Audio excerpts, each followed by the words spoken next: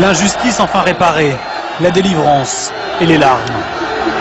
On l'a mérité, ils nous ont tout fait, mais on est qualifiés pour l'Algérie et pour le monde du sport, pas pour les salauds.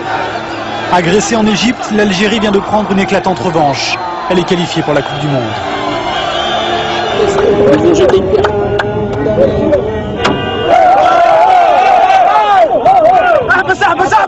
Samedi soir au Caire, après match, l'Égypte vient de forcer l'Algérie à un match d'appui. Et les pierres continuent de fuser sur le bus algérien. Mais au fond, on répond par des chants. L'ultime décision se fera loin d'ici, au Soudan. Pays neutre et plein d'espérance pour les Fennecs d'Algérie.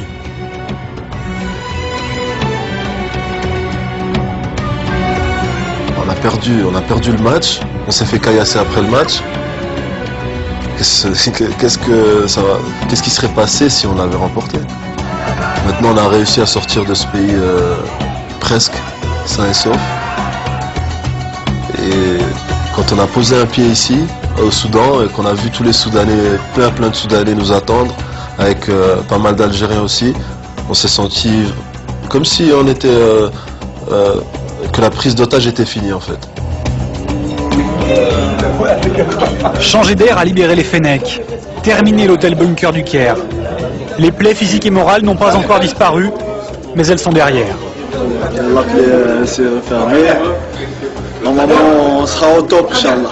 C'est le match du siècle, là. Faut pas passer à côté, hein.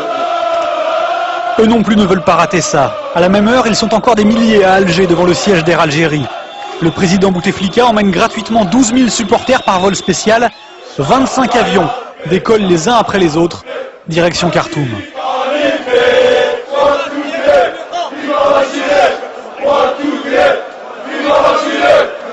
D'Alger, de Paris aussi, la colonie algérienne arrive des 4 coins du globe avec ou sans billet pour assister au match. Des milliers de kilomètres, 82, j'espère qu'on aura au moins des billets pour assister au match. On vient de Lille, on vient de la France, on vient d'Algérie, on veut des billets pour regarder le match.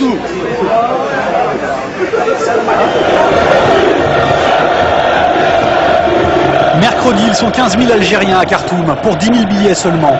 Tout le monde n'a pu rentrer. À 3 h du match, le stade est bondé, l'ambiance monte.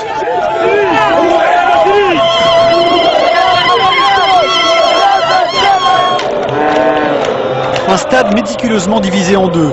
Supporters, journalistes, vestiaires algériens d'un côté, les Égyptiens de l'autre. Image insolite et presque troublante. Les joueurs arrivent sur la pelouse, chacun de leur côté.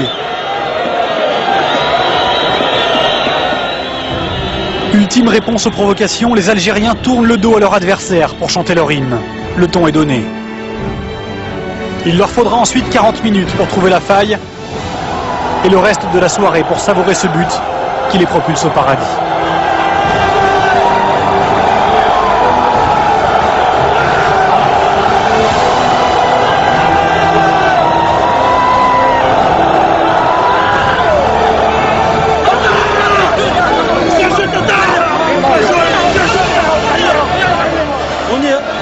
À 180 minutes, on y est au mondial, c'est mérité. Après ce qu'ils nous ont fait, c'est rien ça, c'est rien par rapport à ce qui se passe. C'est rien. Vive l'Algérie!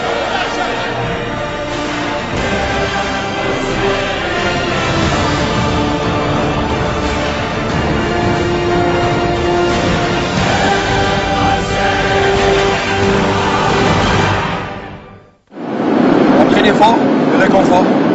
Hier matin dans l'avion, derniers instants de répit avant le retour triomphal en Algérie. Ça sent la maison. Je pense qu'on s'attend à un accueil merveilleux. Non, ça va être la surprise. On sait que le public il doit être présent. Maintenant, ça va être une grosse surprise pour nous. Bon, on va profiter de ces moments parce que c'est des moments uniques.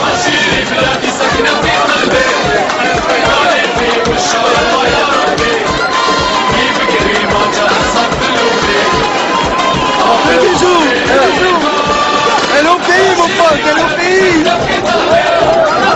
Fanfare, fleurs et tapis rouges. L'Algérie n'a pas encore gagné la Coupe du Monde, mais c'est tout comme.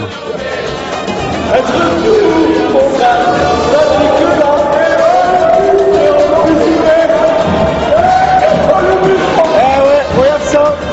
Et maintenant ça commence.